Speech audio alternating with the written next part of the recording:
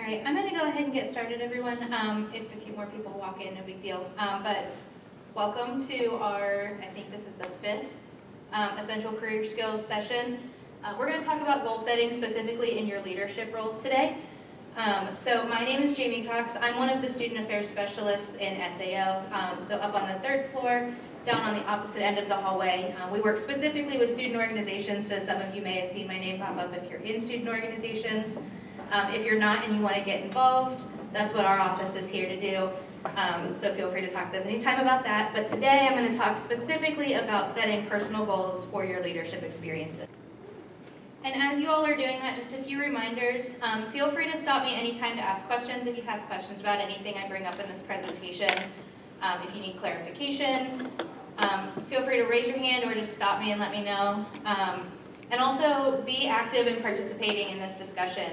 It's going to make it more worthwhile for you, more entertaining for everybody as well. So as you're listening, make sure you're listening to understand, not just to take in the information. You will be sent a PDF version of this PowerPoint, and we'll have some time at the end for questions. But if we don't get to all your questions or you think of something afterwards, feel free to email us and we'll try and get those answers out to you as soon as we can post-event. So our Essential Career Skills sessions are really focusing on getting you all career ready. You've probably attended a few of these so far, so you've heard this spiel a few times. But when we're talking about career readiness, those in short are just the skills that you've developed as a student, as a leader, in your various different experiences that make you a successful and well-rounded employee. These are key for ensuring your successful entrance into the workforce. Very, very quite simply put, your career currency. So what makes you valuable in the careers that you choose to go into. Our essential career skills are based off of the leadership and professional development competencies, which you can see listed up here. We've already had a few sessions that cover 3 of the 4 of these. So we've looked at communication, ways of thinking, and was it interpersonal was the other one we've done? So we should be having another session on interpersonal awareness and development. We're still working on setting that one up. But those are more in-depth looks at these different topics here. These are the competencies that employers have said, these are the skills that are crucial for new college graduates to have going into different careers. Little fun fact, a lot of students coming out of college, roughly 70%, say that they are proficient in these skills that make them career competent. Roughly 30 to 40% of employers say that new college graduates are competent in these areas. So really, our goal is to help you be able to communicate that you are proficient and competent in these skills. But today we're going to kind of flip the script and we're going to look at these competencies, but through the lens of setting goals for yourself and your leadership experiences. So quick show of hands, how many of you have heard of SMART goals? Most of you? Perfect. So when we're talking about SMART goals, that's an acronym to help you set yourself up for successfully achieving the goals that you set for yourself. So when we say SMART, the S stands for specific. So you're direct, you're detailed, the goals are meaningful. Measurable, we're talking about how you show us that you have met your goal. And so that can be quantifiable to track your progress. Anything that you say, I've met this goal and here's how. Attainable is making sure that your goal is realistic. So you have the tools to meet the goals that you've set for yourself. You know where to find resources to help you attain those goals. Relevant is going to be anything that aligns with your personal mission. So in this context, all of these career competencies are relevant to your development. So any goals that you set that align with those competencies are going to fall within that relevance. If, for example, you're in an engineering field and you want to create yourself a goal that's more arts-based, maybe that's not so relevant, and so you may want to rethink that.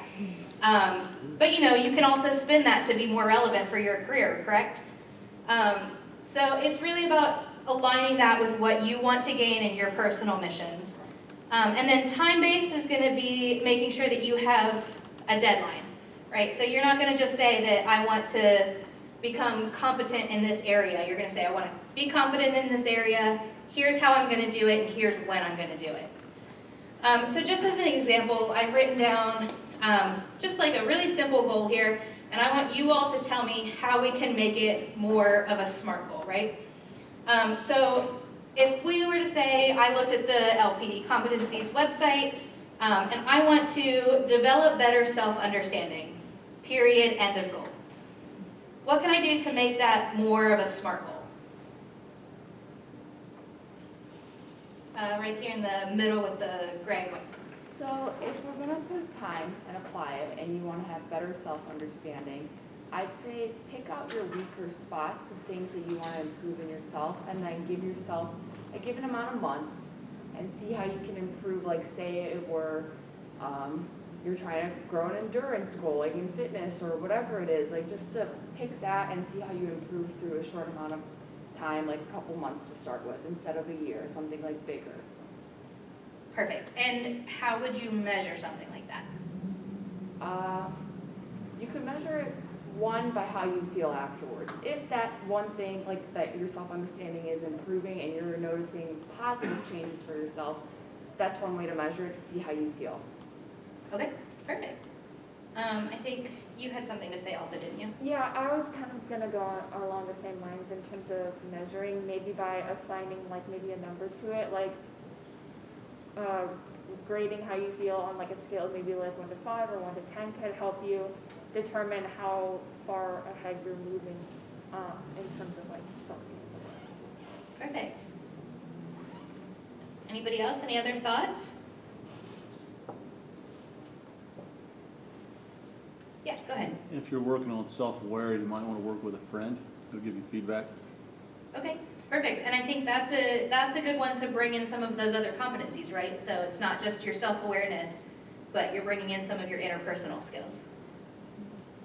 So in that specific example where my simple goal was to develop better self-understanding, for me personally, if I were going to make that a SMART goal, I'd maybe say demonstrate self-understanding. And I'm going to complete the strengths assessment by midterms. And I'm going to be able to name and describe my top 5 strengths by the end of the semester. And so in that example, I've said I want to have better self-understanding. I'm going to take this assessment to better understand who I am as a person, and I'm going to do it by this time. And I'm going to name these 5 things by this time to show you that I can do that. So this is a chart here that somebody showed me the first time SMART Goals was introduced to me. And this is something that really stuck with me, and I kind of refer to them as my goals action verbs. And these are really kind of those key words to start your goals off, to show that to help you measure those, right? So if you're saying that you want to have knowledge in something, don't just say, I know how to do this. You can say, I can describe how to do this thing. Or you can actually describe that thing. If you want to show comprehension, maybe you are discussing it with a partner. And that's how you're showing comprehension. And so this PowerPoint will be sent to you. This is something that you can refer to when you're setting goals for yourself. I also use this chart when I'm putting together my resume for those types of action verbs to show that I am competent in those areas. So this is something that I refer to often even now as a professional in the field. That was given to me as an undergrad, so refer to it a lot. So we're going to go ahead and start with an activity. So what I have here is a worksheet on setting SMART goals. I'll give you each one. Feel free to work on it individually if you want to partner up and connect with somebody. Maybe you're here with somebody from your organizations and you'd rather set goals for your organizations rather than just yourself. However you want to approach this, there's just a few questions on it. But what you're going to do is you're going to consider something that you want to set for yourself, a goal that you want to set for yourself, or one that you're currently working on. You can use this worksheet to help you transform a simple goal into one that's more detailed and actionable. And so the first question on there is going to be your initial goal, and that's going to be your simple goal. That's going to be my develop better self-understanding. The next question on there is it's asking you if your goal is a SMART goal. So add some details to tell us how that specific goal is specific, measurable, achievable, realistic, and time-based.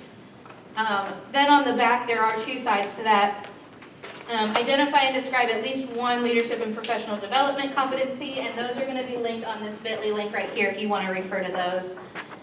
But identify and describe at least one of those competencies that are going to help you demonstrate your proficiency in meeting this goal. And then taking all three of those questions, using that information to write yourself a brand new SMART goal.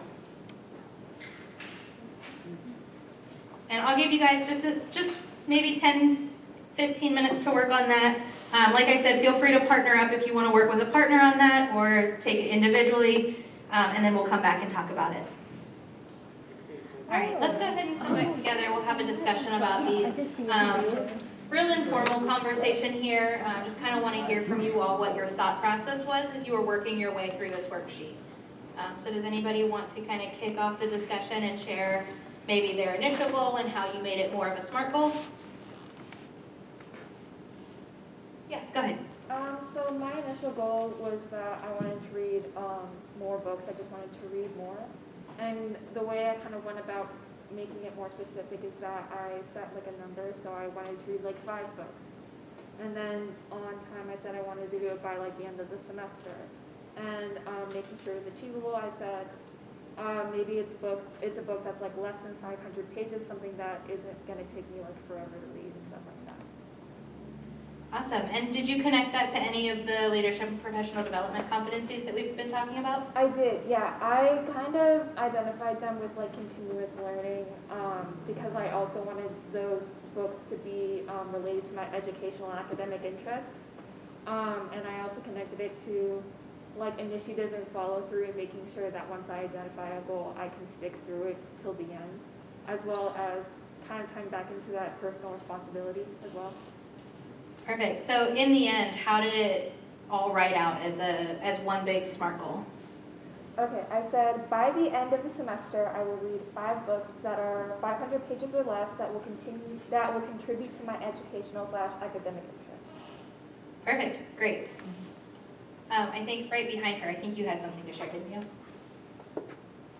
Yeah, did you have your hand up? Oh, yeah, I had half a hand, but I wasn't sure that it was seen. Yeah, I think my initial goal was very broad in the sense that, I focused on improving like my emotional intelligence, which quite honestly, I need very badly over the next few months, given that I have a few roles to fulfill. Yeah, I guess in terms of being specific, it was more of like using my emotional intelligence, or my improved emotional intelligence, to be able to understand the perspectives and motivations of the members of my team. So basically, I'm now on the leadership board of an organization, and I want to be able to understand. I've been in the organization for a few years, but they haven't. They've only been like volunteering and doing other activities, and they're now on the board. And so to be able to, I guess, understand the perspectives and motivations, and then measurable. So,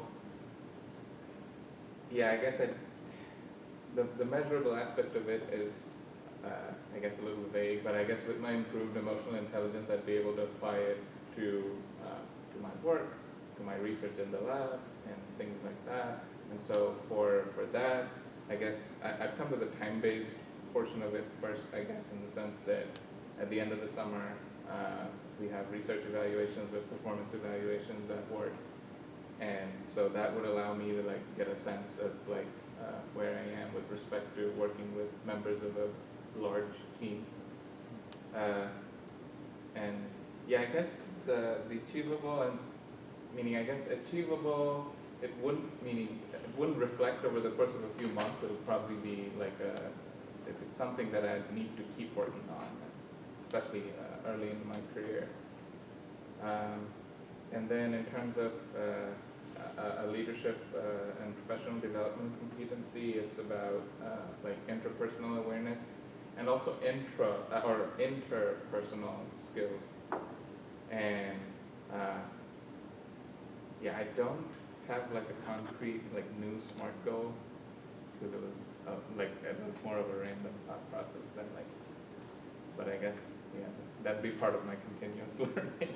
That's okay. Goal setting is a process, so it's okay not to come to something in 5, 10, 15 minutes even. Think on it for a bit. And I think something else that you touched on was that your measurable was vague, that you just wanted to apply it. But if you remember on that list of action verbs, I think it was the application, apply was one of your action verbs. So if you can show us that you are applying it, you are measuring it. Yeah, and I think, yeah, for me personally, I'll be working in like, I guess, different settings in different teams. Like in one team, I could be like a leader or a very important position in the organization. Whereas in other positions, I'm in other aspects of my life, I guess, or my work, I hold a different role. So that would allow the leaders in those positions to evaluate me and see how I'm doing. Perfect. Anybody else want to share out there? We definitely have time for at least one more. Yeah, go ahead.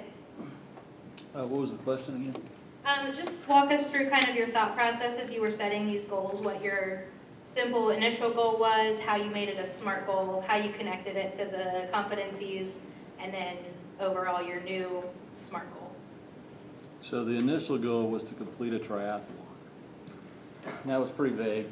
So we started going through it. So I picked a particular one. Purdue does one here in May.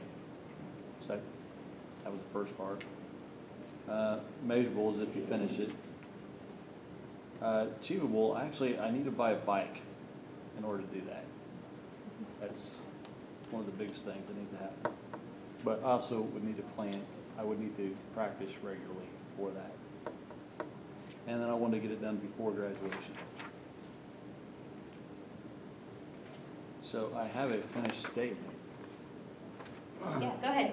Complete Purdue's May triathlon using a systematic planning and initiative with personal responsibility for self-understanding and resilience before graduation. Great. And I like that you applied the competencies into your goal, right? So your resiliency and, sorry, what was the other one? Self-understanding, was that it? Yeah. I like that you built those into that.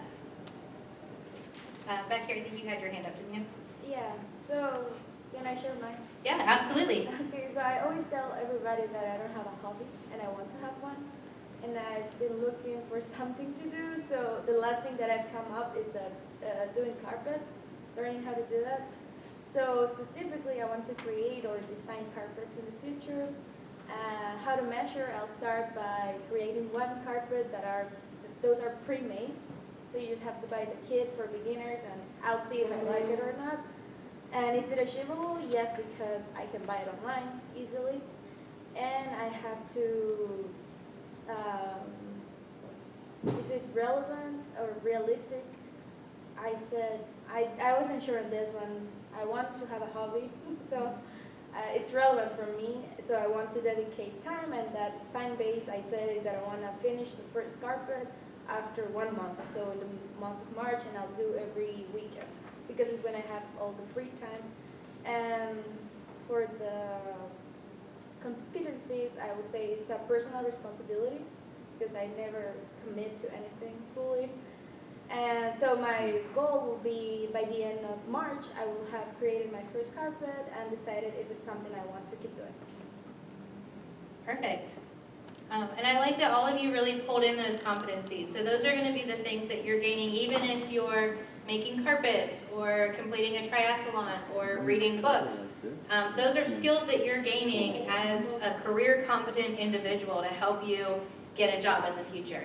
So it may not, these goals may not be very specific towards leadership opportunities, but you are still learning those skill sets that employers want to see that students have out of college.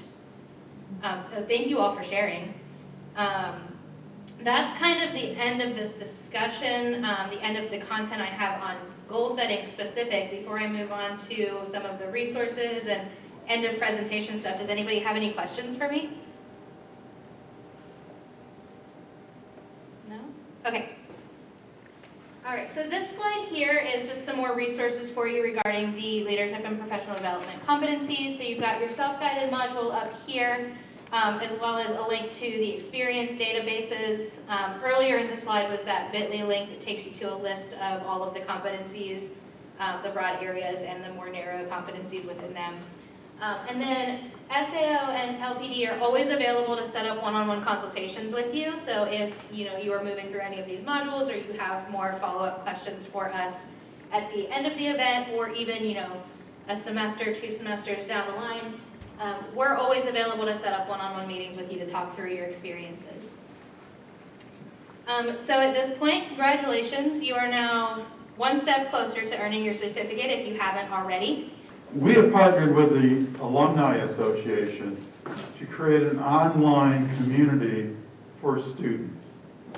You can go and create an account with the Alumni Association to gain access to that online community. That online community will eventually give you access to coaching and mentoring relationships, to discussions, to networking, to all sorts of things that are going to support your goal of becoming career ready and getting a career.